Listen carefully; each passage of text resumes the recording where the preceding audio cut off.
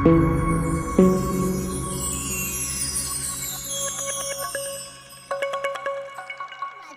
ધોરણ 10 સામાજિક વિજ્ઞાનનો બીજો પાઠ ભારતનો સાંસ્કૃતિક વારસો, પરંપરાઓ, હસ્ત અને લલિત કલા. તેનો આપણે આજે ભાગ 1 જોઈશું.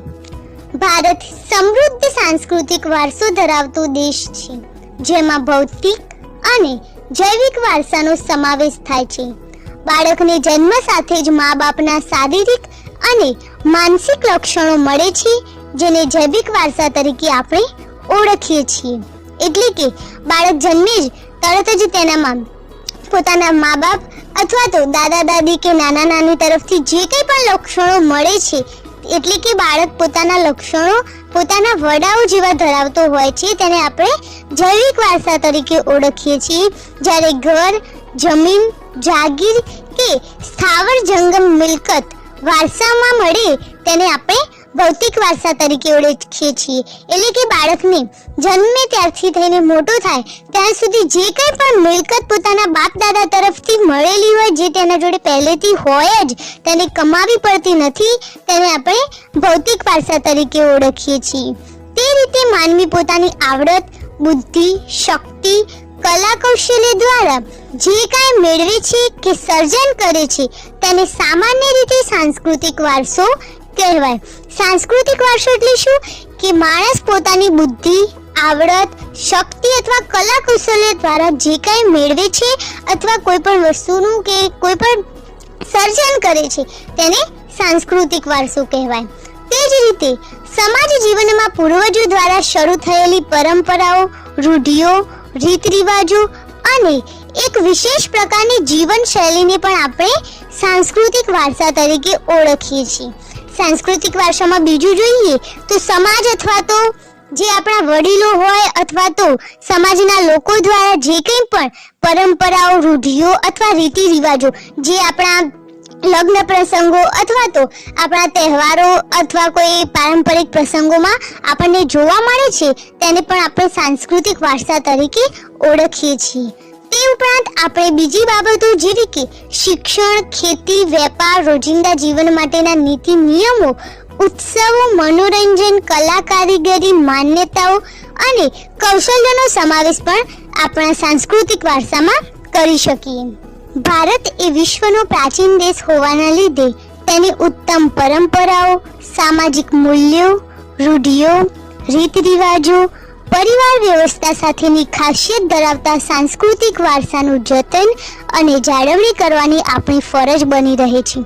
એટલે કે આપણા ભારત દેશના જે કોઈ પણ સાંસ્કૃતિક વારસામાં આવતા સામાજિક મૂલ્યો, પરંપરાઓ, રૂઢિઓ અને રીત રિવાજો છે, તેની જાળવણી અને જતન કરવાની આપણા સૌની ફરજ બની રહે છે.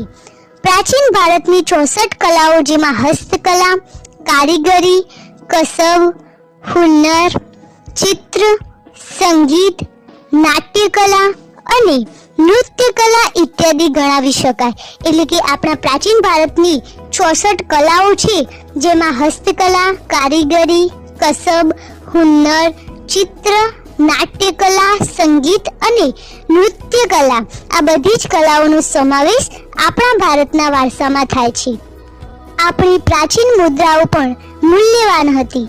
ભૂતકાળમાં વિદેશી પ્રવાસીઓ કે આક્રમકો માટે ભારતની સમૃદ્ધિ આકર્ષણનું કેન્દ્ર હતું.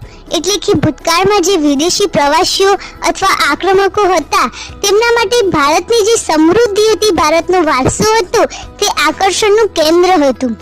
આજે ભારતના સાંસ્કૃતિક વારસાના પ્રતીક સમાન યોગ વિદ્યાનો સમગ્ર દુનિયાએ સ્વીકાર કર્યો છે અને તેના પરિણામ સ્વરૂપે સમગ્ર વિશ્વ 21મી જૂનના દિવસને વિશ્વ યોગ દિવસ તરીકે મનાવે છે.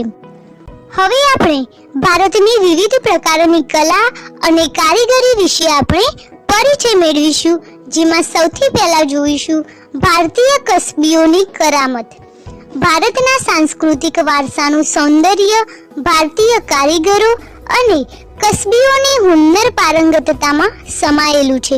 એટલે કે જે ભારતના સાંસ્કૃતિક વારસાનું સૌંદર્ય છે તે ભારતના કારીગરો અને કસબીઓની હુન્નર પારંગતતા કે જે પોતાના હુનરમાં પારંગતતા ધરાવે છે તેમાં સમાયેલું છે. ભારતના ભાતીગળ જીવનને તેઓએ તેમની કલા કારીગરી અને હુન્નર ઉદ્યોગ દ્વારા કુશળતાથી વિકસાવેલ છે.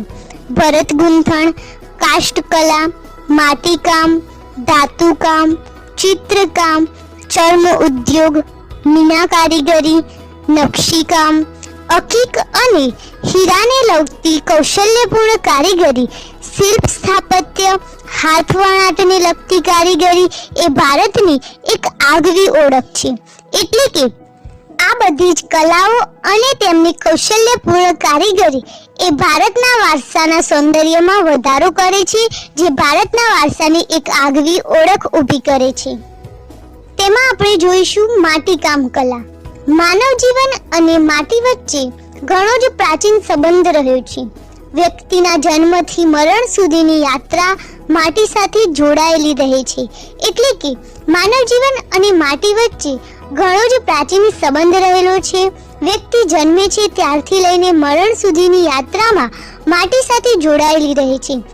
એટલે કે પહેલાના જમાનામાં માણસ ધાતુઓ વિશે જાણકાર નહોતો, ત્યારે તે પોતાના જીવન જરૂરિયાતની વસ્તુઓ અથવા તો વાસણ, પાત્ર વગેરે વસ્તુઓ માટીમાંથી જ બનાવતો હતો અને પોતાનું ગુજરાન ચલાવતો હતો.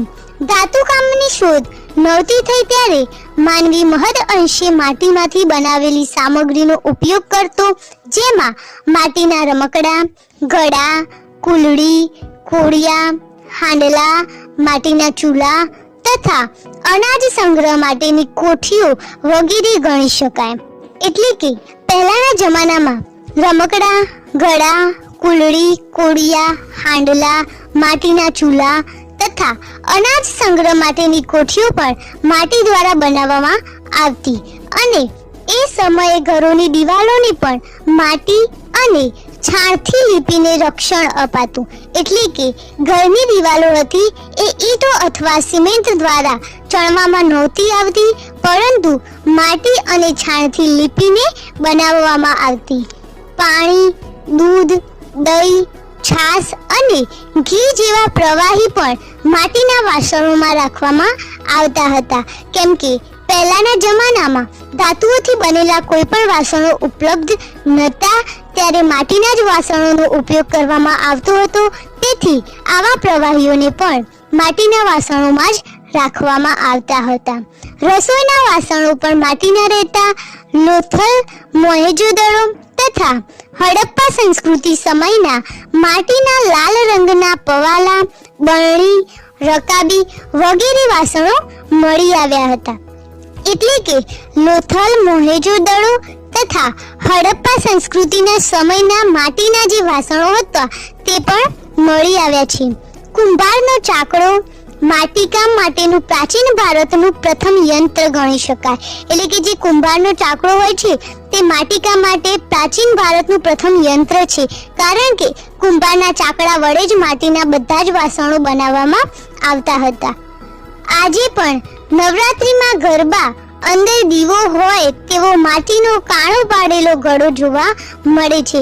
એટલે કે નવરાત્રિમાં જે ગરબા હોય છે જેને માથા પર ઉપાડીને આપણે ફરતા હોય છે અથવા ગરબે ઘૂમીએ છીએ, તે ગરબા માટીના હોય છે અને તે ગરબાને કાણા પાડેલા હોય છે, જેથી અંદર રાખેલો દીવો પણ આપણે જોઈ શકીએ છીએ. કાચી માટી અને કાચી માટીમાંથી પકવેલા વાસણો તેમજ વસ્તુઓનું ઉત્પાદન કરવા માટે ભારત પ્રાચીન કાળથી જ જાણીતું છે. એટલે કે ભારતમાં પ્રાચીન કાળથી જ કાચી માટી અથવા કાચી માટીથી પકવેલા વાસણોનું ઉત્પાદન કરવામાં આવતું હતું. તેથી ભારત પ્રાચીન કાળથી જ કાચી માટી માટે જાણીતું છે, જેનો ખ્યાલ આપણને દક્ષિણ ભારતના નાગાર્જુનકોંડા અને ગુજરાતના લાગણજ જે મહેસાણા જિલ્લામાં આવેલું છે તેમાંથી મળી આવેલા હાથથી બનાવેલા માટીના વાસણોના જૂના અવશેષોના આધારે મળે છે. એટલે કે ભારત પ્રાચીન કાળથી જ માટી માટે જાણીતું છે તેનો ખ્યાલ આપણને દક્ષિણ ભારતના નાગાર્જુનકોંડા અને મહેસાણા જિલ્લાના લાગણજમાંથી મળી આવેલા હાથની બનાવેલા માટીના વાસણોના અવશેષોના આધારે આપણે જાણી શકીએ છીએ. આગળ આપણે જોઈશું વણાટ કલા. રૂની પૂણીમાંથી તાંતણા ખેંચવા સાથે તેમને વળ ચડાવી એકબીજાની પકડમાં જોડી લાંબો દોરો તૈયાર કરવાની કળાને કાંતણ કહે છે. એટલે કે જે રૂની પૂણી હોય તેમાંથી તાંતણા ખેંચવાના અને તે તાંતણાને એકબીજા પર વળ ચડાવી એકબીજાની પકડમાં જોડી લાંબો દોરો તૈયાર કરવાની કળાને કાંતણ કહે છે. મહાત્મા ગાંધીજીએ કાંતણ વણાટ ગૃહ ઉદ્યોગને સવિશેષ મહત્વ આપીને આઝાદીના આંદોલનમાં સ્વદેશી અને સ્વાવલંબન સાથે જોડી એક ઇતિહાસ રચ્યો તે આપણે જાણીએ છીએ. એટલે કે મહાત્મા ગાંધીએ આઝાદીના આંદોલનમાં સ્વદેશી અને સ્વાવલંબન સાથે જોડી કાંતણ વણાટ ગૃહ ઉદ્યોગને સવિશેષ મહત્વ આપ્યું હતું. હવે આપણે જોઈશું હાથ વણાટ. પ્રાચીન સમયથી ભારત વસ્ત્ર વિદ્યા ક્ષેત્રે જાણીતું છે. ભારતના કુશળ કારીગરો દ્વારા તૈયાર થતી ઢાકાની મલમલનો તાકો દિવાસળીની પેટીમાં સમાતો અથવા સાડી વીંટીમાંથી પસાર થઈ જતી હોવાની વાતો જાણીતી છે. એટલે કે ભારતના કુશળ કારીગરો દ્વારા જે ઢાકાની મલમલનો તાકો તૈયાર થતો તે દિવાસળીની પેટીમાં સમાતો અથવા તેની સાડીઓ વીંટીમાંથી પસાર થઈ જતી હોવાની વાતો જાણીતી છે. કાશ્મીર સહિત ભારતમાં બનતા ગાલીચા, પાટણના પટોળા, કાંજીવરમ તેમજ બનારસી સાડીઓ, રાજસ્થાનની બાંધણીઓ જેવા હાથ વણાટના બેનમૂન હુનરના નમૂના એ ભારતની એક આગવી ઓળખ છે. એટલે કે ભારતના હાથ વણાટના જે બેનમૂન હુનરના નમૂના છે તેમાં કાશ્મીરના ગાલીચા, પાટણના પટોળા, કાંજીવરમ તેમજ બનારસી સાડીઓ અને રાજસ્થાનની બાંધણીઓનો સમાવેશ થાય છે. ગુજરાતમાં સોલંકી યુગના સુવર્ણકાળ દરમિયાન તે વખતના પાટનગર પાટણમાં અનેક કારીગરો એટલે કે સાળવીઓ આવીને વસ્યા. એટલે કે ગુજરાતના સોલંકી યુગના સુવર્ણકાળ દરમિયાન પાટનગર હતું જે ગુજરાતનું એ પાટણ હતું તેમાં અનેક કારીગરો એટલે કે સાળવીઓ આવીને વસ્યા. તેમની આવડત અને કૌશલ્યને લીધે ખાસ કરીને પાટણના પટોળા જગતભરમાં વિખ્યાત બન્યા. આપણે સાંભળ્યું જ હશે કે પાટણના પટોળા એ ખૂબ જ પ્રચલિત છે. પાટણનો આ હુન્નર આશરે 850 વર્ષો કરતાં પણ પ્રાચીન હોવાનું જણાય છે. એટલે કે પાટણના પટોળાનો જે હુન્નર છે એ આશરે 850 વર્ષો કરતાં પણ પ્રાચીન હોવાનું જણાય છે. અત્યંત અટપટી, જટિલ અને સમય માંગી લેતી આ કલા હાલમાં મર્યાદિત કારીગરો પાસે રહી છે. પાટણમાં બનતા આ રેશમી વસ્ત્ર બેવડ ઇક્તને પટોળા તરીકે ઓળખવામાં આવે છે. એટલે કે અટપટી, જટિલ અને સમય માંગી લે તેવી આ કલા છે અને આ કલા મર્યાદિત કારીગરો પાસે જ રહી છે. અને પાટણમાં બનતા આ રેશમી વસ્ત્ર જે બેવડી અથવા ઇક્ત વણાટ કહેવાય તે પાટણના પટોળા તરીકે ઓળખાય છે. જેમાં બંને બાજુ એક જ ભાત દેખાતી હોય, બંને બાજુ પહેરી શકાય છે. આ પટોળામાં બંને બાજુ એક સરખી જ ભાત દેખાતી હોય છે અને તે બંને બાજુ પણ પહેરી શકાય છે. પટોળા વર્ષો સુધી ટકે છે અને તેનો રંગ પણ જતો ન હોવાથી આપણે ત્યાં પડી પટોળે ભાત, ફાટે પણ ફીટે નહીં આ કહેવત પ્રચલિત થઈ છે. એટલે કે આ પટોળાની કારીગરી એટલી સરસ હોય છે કે તે ફાટતા નથી અને વર્ષો સુધી ટકે છે. તેનો રંગ પણ જતો ન હોવાથી આપણા દેશમાં આ કહેવત પડી ગઈ છે કે કોઈ પણ ઉદાહરણ આપવું હોય સારી વસ્તુ માટે તો પડી પટોળે ભાત, ફાટે પણ ફીટે નહીં આ કહેવત આપવામાં આવે છે. હવે આપણે જોઈશું ભરત ગૂંથણ કલા. હડપ્પા અને મોહેંજો-દડોના ઉત્ખનન દરમિયાન મળેલી મૂર્તિઓ અને પૂતળાના વસ્ત્રો પર પણ ભરત ગૂંથણ કામ જોવા મળ્યું છે. એટલે કે વર્ષો પહેલાની હડપ્પા અને મોહેંજો-દડોના ઉત્ખનન દરમિયાન જે મૂર્તિઓ તથા પૂતળા મળ્યા હતા તેના વસ્ત્રો ઉપર પણ ભરત ગૂંથણ કામ જોવા મળ્યું છે. ભારતમાં પુરુષો, સ્ત્રીઓ તથા બાળકોના વસ્ત્રો પર ભરત ગૂંથણ કરવાની કામગીરી ઘણી પ્રાચીન છે. એટલે કે પુરુષો, સ્ત્રીઓ તથા બાળકોના વસ્ત્રો પર પણ ભરત ગૂંથણ કરવામાં આવે છે. સિંધુ સંસ્કૃતિના સમયે સિંધ, સૌરાષ્ટ્ર અને કચ્છના સ્ત્રી પુરુષોના વસ્ત્રો પર ભરતકામ જોવા મળેલું છે. એ જ રીતે કાશ્મીરનું કાશ્મીરી ભરત પણ જાણીતું છે. એટલે કે પ્રાચીન સમયમાં જે સિંધુ સંસ્કૃતિના અવશેષો મળી આવ્યા હતા તેના પરના સ્ત્રી પુરુષોના વસ્ત્રો ઉપર પણ ભરતકામ જોવા મળેલું છે. તેમજ કાશ્મીરી ભરત એટલે કે જેમ પાટણના પટોળા, બનારસી સાડીઓ તેમજ રાજસ્થાની બાંધણીઓ હુન્નરમાં પોતાનું આગવું સ્થાન ધરાવે છે, તેમ કાશ્મીરનું કાશ્મીરી ભરત પણ ખૂબ જ જાણીતું છે. આ ઉપરાંત ગુજરાતના જામનગર, જેતપુર, ભુજ અને માંડવી સહિતના વિસ્તારો બાંધણી અને તેના ઉપરની પરંપરાગત શૈલીવાળી હાથી, પૂતળી, ચોપાટ, પક્ષીઓ, કળશ વગેરે સુંદર ડિઝાઇનો માટે જાણીતા છે. એટલે કે ગુજરાતના જામનગર, જેતપુર, ભુજ અને માંડવી સહિતના વિસ્તારોમાં પણ બાંધણીની કલા કારીગરી અને આ કલા કારીગરી ધરાવતા કારીગરો પોતાની પરંપરાગત શૈલીવાળી સુંદર ડિઝાઇનો માટે જાણીતા છે. કપડા ઉપર છપાઈ અને ભરત ગૂંથણ એ ગુજરાતના કચ્છ, સૌરાષ્ટ્ર વગેરે પ્રદેશની સ્ત્રીઓનો ગૃહ વ્યવસાય રહ્યો છે. એટલે કે કપડા ઉપરનું જે આ વણાટ અથવા ભરત ગૂંથણ છે તે સ્ત્રીઓ પણ કચ્છ અને સૌરાષ્ટ્રમાં ગૃહ વ્યવસાય તરીકે ચલાવે છે અને આ ગૃહ વ્યવસાય તેમના માટે અને તેમના પરિવાર માટે આર્થિક ભરણ પોષણનો એક સ્ત્રોત બની રહ્યો છે. ચંદરવા, શાખ, તોરણ, ચાકડા, ઓછાડ, તકિયા, પારણા અને ઓશિકા ઉપરાંત કેટલીક કોમોમાં પહેરાતા કેડિયા નામના વસ્ત્રો ઉપરની ભરત ગૂંથણ કલાની પરંપરા આજે પણ પ્રખ્યાત છે. એટલે કે જે ઓશિકા હોય, ચંદરવા, શાક તોરણ, તકિયા, નાના નાના પારણા અને કેટલાક ગરબા અને કચ્છ જેવા વિસ્તારોમાં પહેરવામાં આવતા કેડિયા ઉપર જે ભરત ગૂંથણની કલા હોય છે તે આજે પણ પ્રખ્યાત છે. ભરત ગૂંથણથી શણગારેલા ધાબળા, રજાઈ ઉપર ભૌમિતિક અને વિવિધ આકૃતિ પ્રધાન કૃતિઓ સાથેનું ભરતકામ પણ જોવા મળે છે.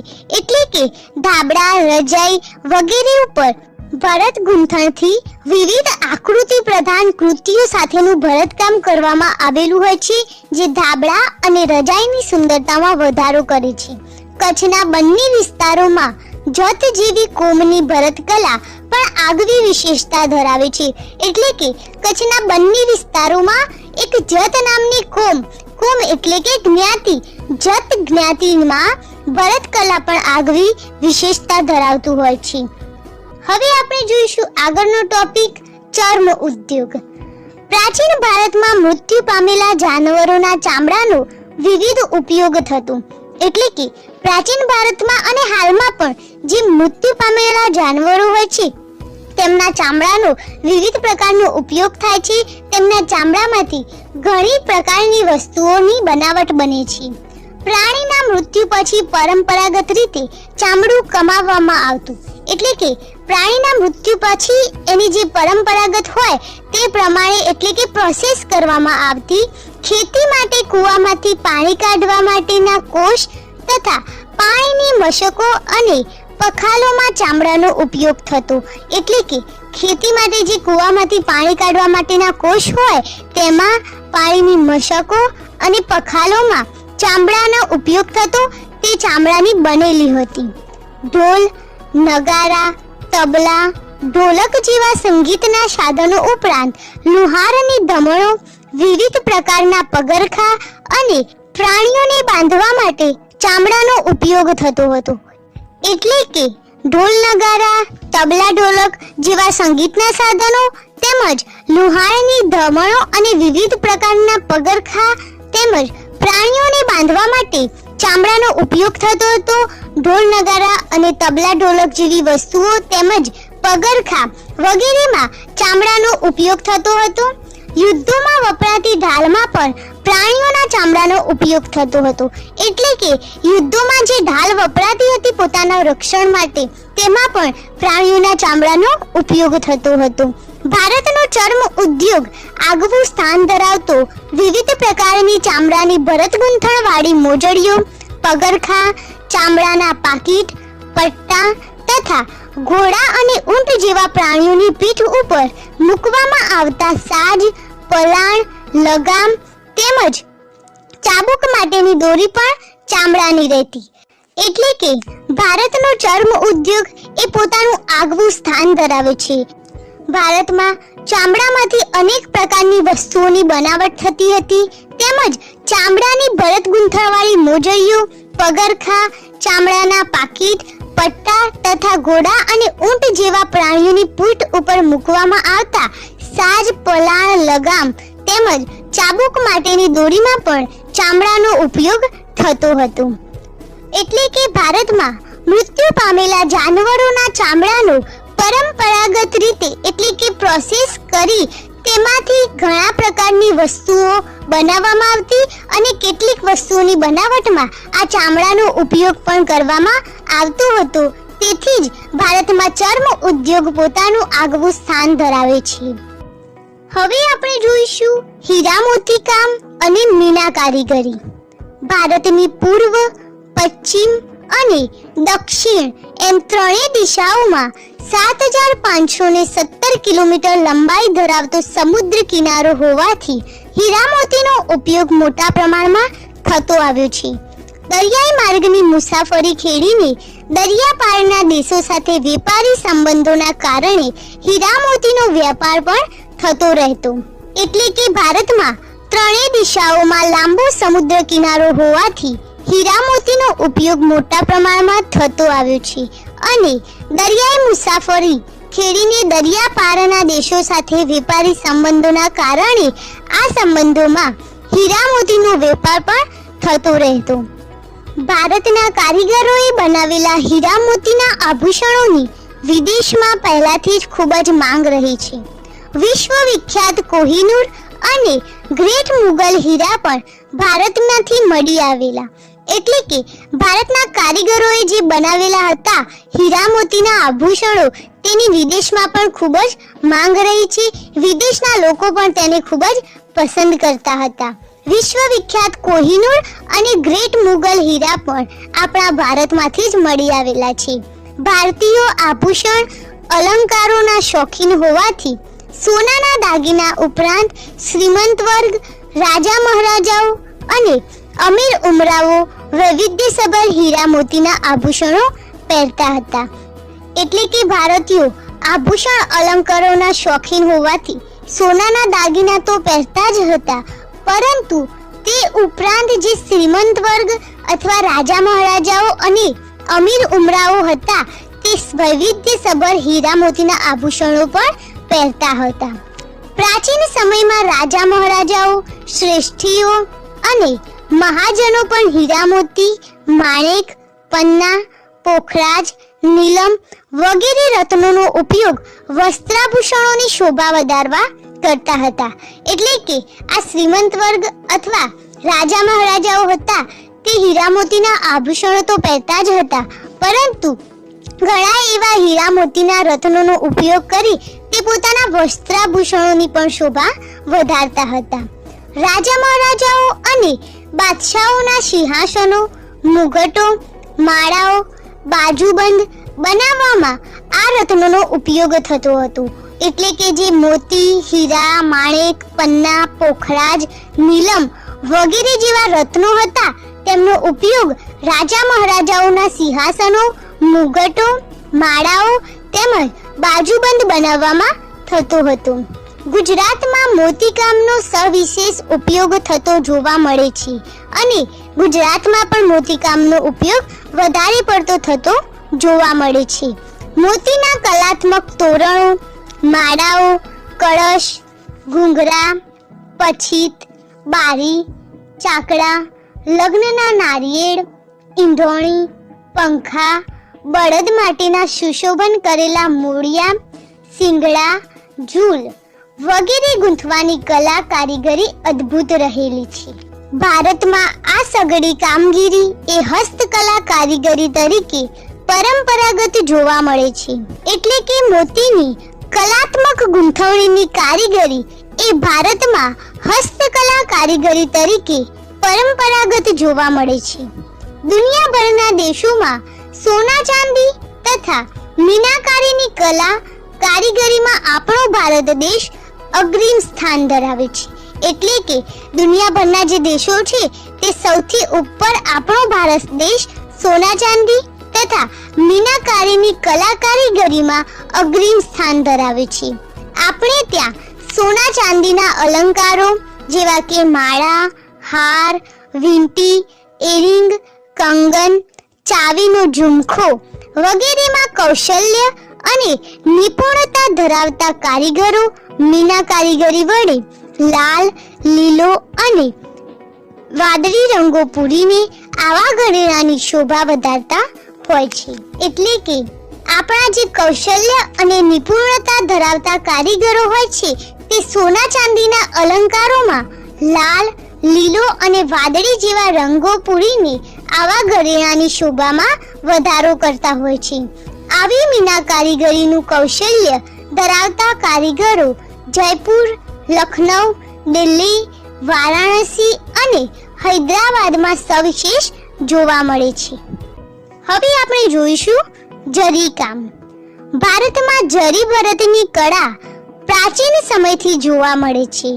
એટલે કે જરી ભરતની કળા પણ ભારતમાં પ્રાચીન સમયથી જ જોવા મળે છે. ચાંદી અને સોનાના તારના રૂપમાં જરી બનાવી તેનો ઉપયોગ ભરત ગૂંથણ કળા દ્વારા કિંમતી વસ્ત્રો શણગારવામાં થતો હતો.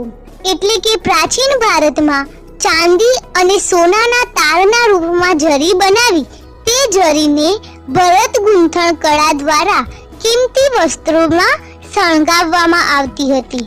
ભારતમાં જરી કામના હુન્નર માટે સુરત જાણીતું છે. પાનેતર, સાડી, ગરચોડા જેવા વસ્ત્ર પરિધાન માટે સુરતના કુશળ કારીગરો જરીની કિનારી લગાડીને બેનમૂન કામ કરી આપતા હતા. એટલે કે જરી કામના હુન્નર માટે સુરતના જે કારીગરો હતા તે પોતાની કુશળતાથી પાનેતર, સાડી, ગરચોડા જેવા વસ્ત્ર પરિધાનમાં જરીની કિનારી લગાડીને બેનમૂન કામ કરી આપતા હતા. હવે આપણે જોઈશું આગળનો ટોપિક ધાતુ કામ. ધાતુ વિદ્યા પણ ભારતની પ્રાચીન વિદ્યા છે.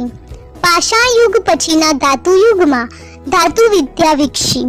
લોથલના કારીગરોએ ધાતુઓમાંથી બનાવેલા દાતરડા, સારડીઓ, વળાંકવાળી કરવત, આરા અને સોય જેવા તાંબાના અને કાંસાના ઓજારો બનાવતા હોવાનું જણાયું છે.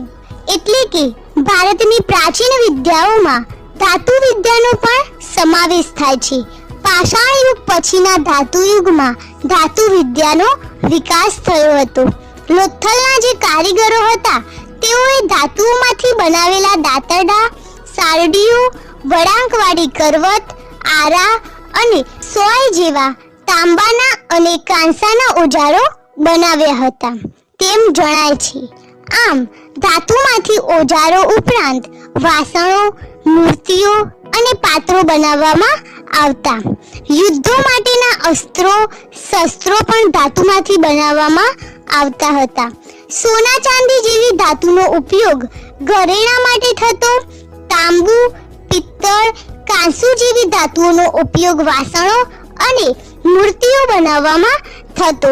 જ્યારે લોખંડનો ઉપયોગ ઓજારો અને હથિયારો બનાવવામાં થતો હતો. આમ અલગ અલગ ધાતુઓનો ઉપયોગ અલગ અલગ ઓજારો, વાસણો, હથિયારો વગેરે જેવી વસ્તુઓ બનાવવામાં થતો હતો. ઓકે ફ્રેન્ડ્સ, આ ભાગમાં આટલું જ. આગળની કલાઓ આપણે આગળના ભાગ 2માં જોઈશું. અને આવા દરેક વિષયના ચેપ્ટર તમે પુસ્તક વગર જ ભણવા માંગતા